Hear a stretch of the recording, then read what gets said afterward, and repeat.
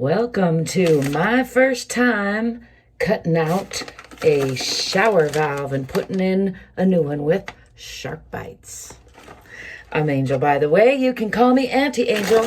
And this is a DIY session. And at the beginning of my DIY sessions, I like to remind you that there's a reason that professionals get paid. And they should get paid. And if you can afford a professional, you probably should do that.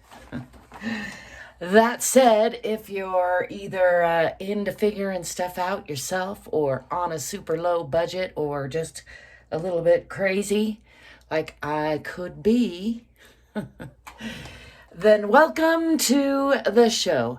I'm cutting out this thing today. It's been a long time coming. As you see, you might be able to tell it's been leaking for a long time. I actually cut out the worst of it. It was pretty gnarly and nasty. And even though it looks gnarly and nasty still, believe me, it was more gnarly and nasty. The reason it looks like it looks up there is there was a plastic cover on that, and I ripped that out already. I had tried and failed to replace these old things. This thing has been leaking for far too long, and it turns out that they don't really come out of here, at least not as far as I could figure here. I was stripping this out. So I've decided to cut the pipes here and here and here. And I'm going to use these new handy dandy things called Sharkbites. There are other brands. I've read some of the reviews, and most of them seem to have good reviews. I think the technology seems to be solid. So based on all that, they almost seem too good to be true. And I can't... I'm not going to keep you with me on this video while I cut these out, but I wanted to walk you through a little bit of what I got and the plan, and then we'll come back and make a second video because I like to stay unedited. So I show you the bag here, and the gentleman at the supply shop was nice enough to cut up my foot of copper pipe into a couple matching sections and a couple of spares. And I also got a Delta shower and tub fixture. I don't have a tub here, obviously, but I'm going to cap that.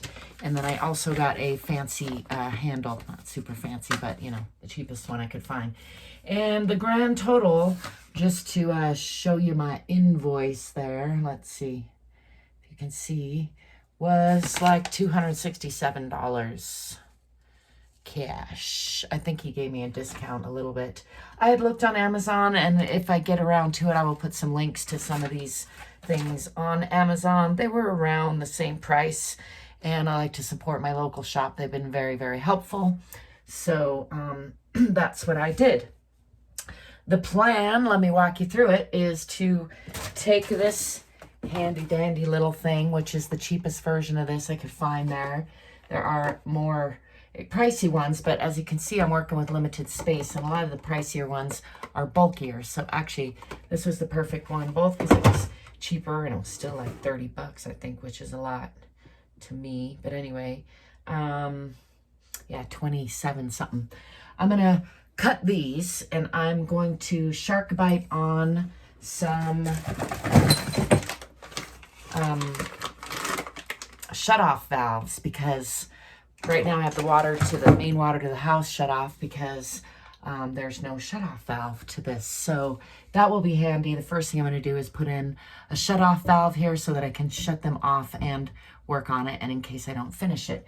Now hopefully that will be real smooth and easy, and then hopefully the whole thing will be easy. And my plan, you can see it's kind of a weird, there was a board holding all this in. I've pulled all that out, and I'm going to just cut here and here. Actually, I'm probably going to cut a little further down. I'm going to measure it. And then I'm going to put those valves in here.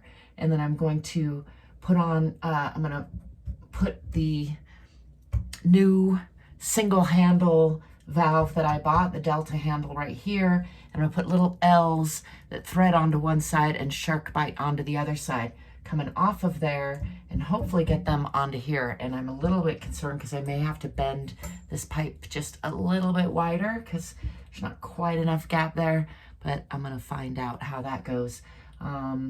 And before I do that, like I said, I'm going to hopefully have these valves working. And then I'm going to adjust accordingly however much distance I need to and put another Sharkbite.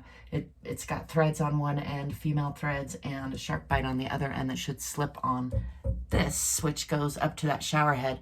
And then I'm going to pull all the rest of this out and redo the wall and put in hopefully a nice stone background, backdrop, and replace this icky plastic cracked shower pan that has been an icky part of my life for a long time. So I'm looking forward to that.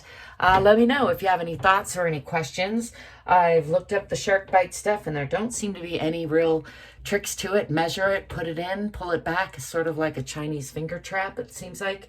And then there's ways to even take them off and reuse them. So looking forward to finding out how easy they are. I'm looking forward to making a follow-up video with my beautiful redone shower, so keep an eye out for that. It'll be a while, but it'll get out there, and maybe I'll even get it together to do the little link thing up here or up there.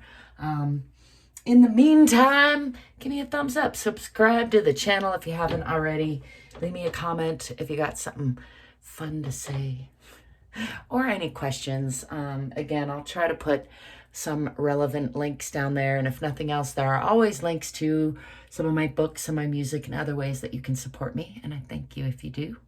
And as always, I like to remind you, above and beyond all else, stay curious, stay courageous, and stay free. Ciao for now.